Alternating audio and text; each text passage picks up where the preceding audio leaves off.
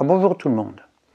Alors entre Donald Trump et Joe Biden, lequel des deux est le plus fou ou le plus honnête ou plus malhonnête?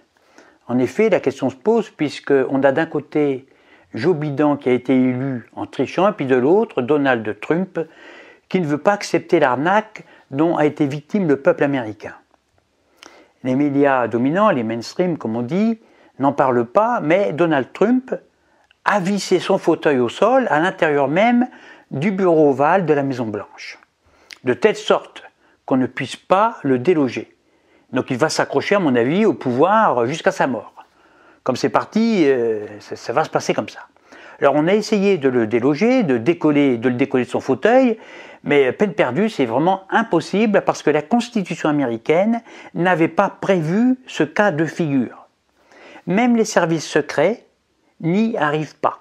C'est trop difficile. Donald Trump mange même sur place des hamburgers, des hot dogs, il boit du Coca-Cola, il grignote des pop-corn, et puis il fait même semblant de lire un journal. Et puis en plus, il ne porte pas le masque. Donc il contamine toute la Maison-Blanche, personne à part lui ne pourra y vivre. Il y a du coronavirus partout qui se multiplie, mais alors en millions de variants. On y trouve du variant chinois, anglais, français, irakien, picard, limousin, etc., etc. Joe Biden est un vrai démocrate. Contrairement à Donald Trump, il a accepté la défaite, parce que les urnes ont parlé. Il a accepté la défaite de son adversaire sans discuter.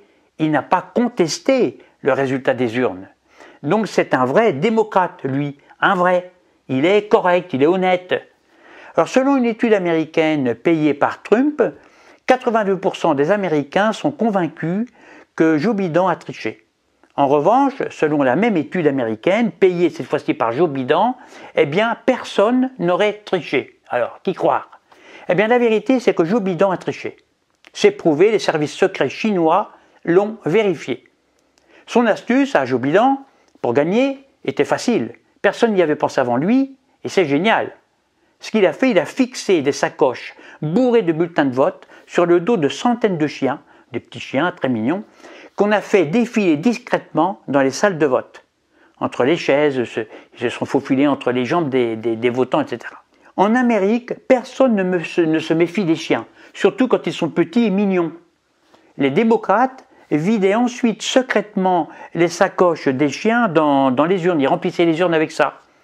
Et à l'abri des regards, les démocrates tassaient les urnes carrément avec les pieds, tellement il y avait de bulletins. Ça débordait de partout. On n'avait jamais vu ça, même dans les westerns. Alors on a été obligé de faire venir plein d'autres urnes à cause des chiens qui défilaient et qui vidaient leurs sacs dans les urnes. Résultat, Joe Biden a gagné d'une courte tête. Alors c'est comme ça qu'on a retrouvé des citoyens qui ont voté plusieurs fois.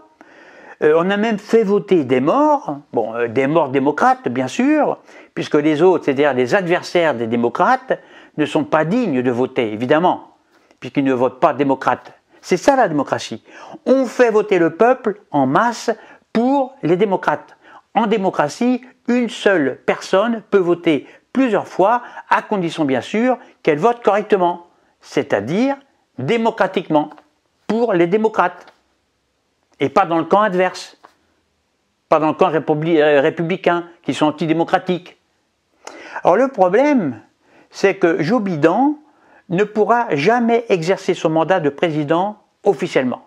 Trump ne lui a pas communiqué les codes de l'arme nucléaire, pourtant essentiels si on veut bombarder la Russie, la Chine, les pays arabes, l'Europe, la France, etc., etc. Sous Trump, les États-Unis n'ont engagé aucune nouvelle guerre, du jamais vu depuis l'histoire des États-Unis.